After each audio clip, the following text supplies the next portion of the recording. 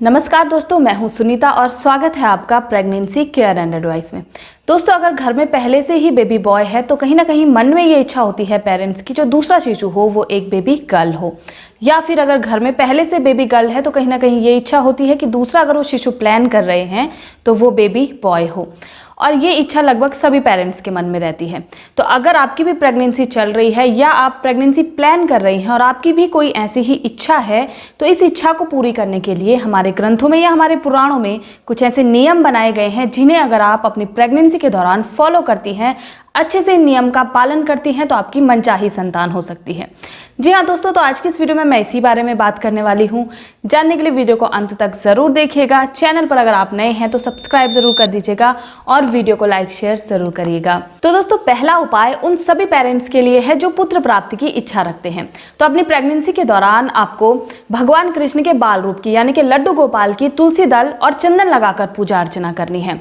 ये पूजा आपको अपनी पूरी प्रेगनेंसी के दौरान करनी है और सच्चे मन से लड्डू गोपाल स्वरूप के सामने आपको अपनी इच्छा रखनी है। कहा जाता है कि अपनी प्रेगनेंसी के दौरान अगर गर्भवती महिला पूरी प्रेगनेंसी लड्डू गोपाल की अच्छे से पूजा अर्चना करे, अपनी इच्छा जो है उनके सामने जागृत करे, तो इससे उनकी मनचाही इच्छा पूरी होती है। तो पुत्र प्राप्ति की इच्छा है तो ये आपको अपनी पूरी प्रेगनेंसी के दौरान करना है।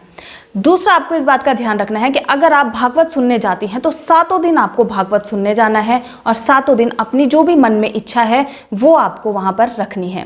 तो कहा जाता है कि अगर आप 7 दिन भागवत सुनती हैं तो आपकी मन की जो भी मुराद होती है, जो भी इच्छा होती है, वो जरूर पूरी होती है। और तीसरा नियम है कि अपनी प्रेगनेंसी के दौरान आपको हरिवंश पुराण और भागवत पुराण जरूर सुनना है।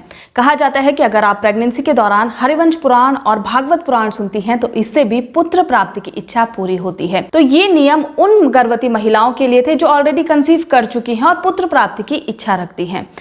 अब ये जो नियम मैं आपको अगला बताने वाली हूँ ये उनके लिए है जो प्रेगनेंसी प्लान कर रही हैं और उनके मन में पुत्र प्राप्ति या फिर पुत्री प्राप्ति की इच्छा है। तो ऐसे में उन्हें क्या करना है? तो दोस्तों, गरुड़ पुराण के 15वें अध्याय में ये वर्णन किया गया है कि महिला का जो मासिक धर्म है यानी कि पीरियड्स जो है वो 7 दिन तक चलते हैं और 7 दिनों के बाद 8वें दिन महिला को पवित्र माना जाता है।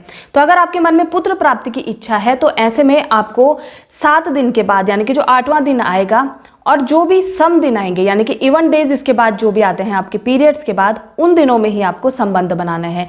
यानी कि 7वें दिन के बाद 8वां जो है वो सम दिन आता है, फिर 10वां आएगा, फिर 12वां, इस तरीके से आपको कैलकुलेट कर लेना है। और इन्हीं दिनों में अगर आप संबंध बनाती हैं तो आपको पुत्र प्राप्ति की जो इच्छा है वो पूरी होती है। दूसरा नियम, अगर आपके मन में पुत्री प्राप्ति की इच्छा है तो ऐसे में आपको विषम दिनों में संबंध बनाने हैं। तो कहा जाता है कि विषम दिनों में अगर आप संबंध बनाते हैं तो इससे जो है पुत्री प्राप्ति की इच्छा आपकी पूरी होती है। और 18वां जो दिन होता है उस दिन अगर आप संबंध बनाते हैं तो ऐसे में संतान प्राप्ति की जो संभावना है वो सबसे कम होती है।